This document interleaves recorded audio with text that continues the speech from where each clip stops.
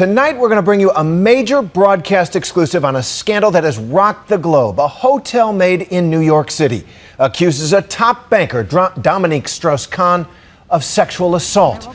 But the maid's story, her whole story, in her own words, has not come out until now. She has come forward out of the shadows to speak.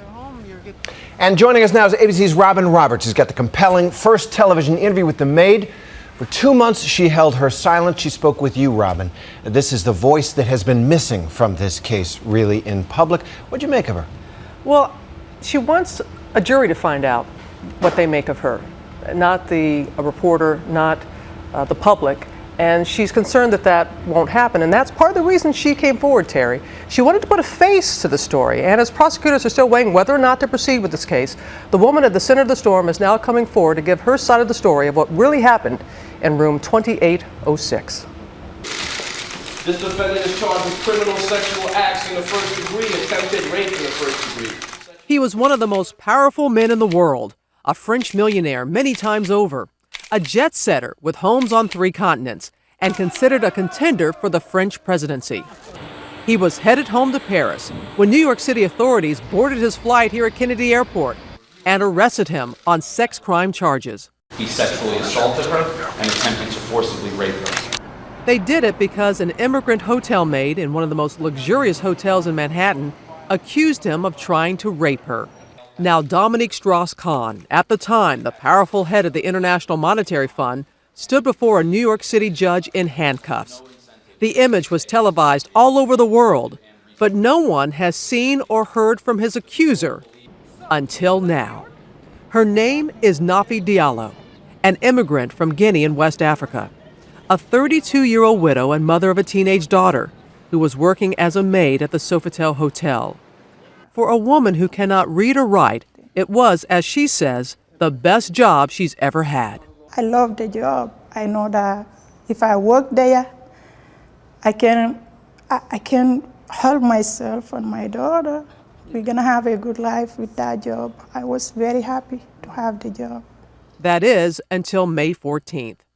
Diallo says it was a typical afternoon until she entered the $3,000 night suite where Strauss-Kahn was staying.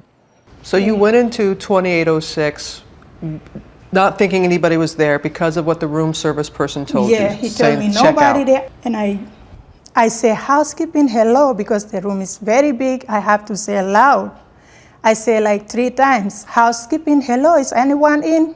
3 times, nobody say anything. Expecting an empty room, Diallo was shocked when she says Strauss-Kahn suddenly appeared naked. I saw a naked man come to me. He came naked. I was like, oh my God, I'm so sorry. I'm so sorry. That was so fast. I was like, I'm so sorry. I turned my head. He came to me and grabbed my breast.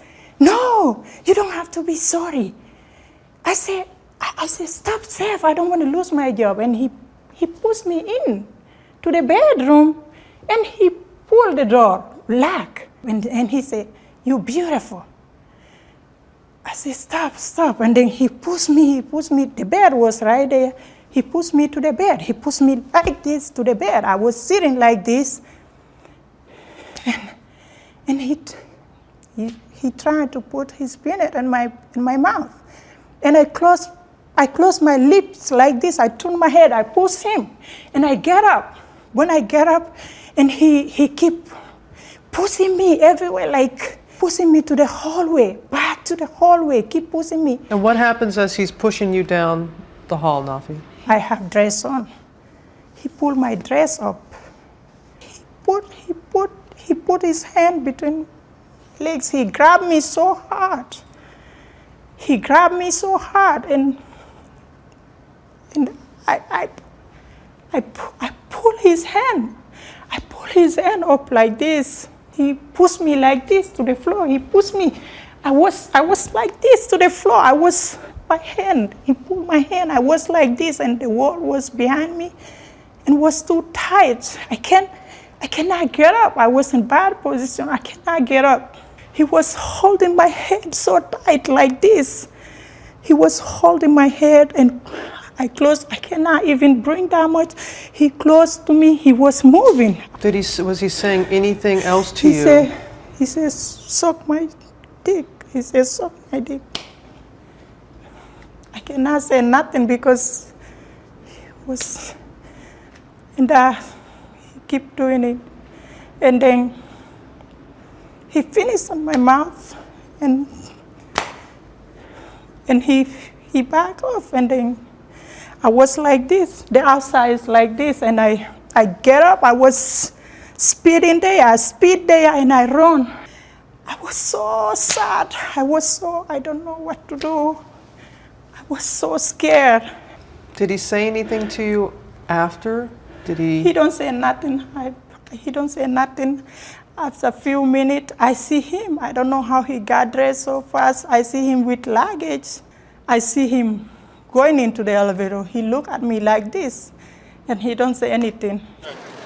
Strauss-Kahn, who has denied these allegations, did leave the hotel at 12:28 that day to have lunch with his daughter before catching a flight to Paris. What did you do after you saw him leave? I don't know what to do. I don't know who to tell. I don't know what to do. Diallo says a few minutes later, her supervisor walked by. She was like, Nafi, it's not you today. What happened to you? Tell me, what happened? And I cannot keep it. I have to tell her. And I tell her what happened. And she was like, she said, this guest is VIP guest, but I don't care who he is. What he do is wrong. It's wrong. When hotel security arrived, they asked Diallo what she wanted to do. I said, look, I don't know nothing. Whatever you think that's what we supposed to do that. They called the police, who had Strauss-Kahn pulled off his flight to Paris just before it was about to take off. Under American law, these are extremely serious charges. But suddenly, everything fell apart as questions about Diallo's credibility arose.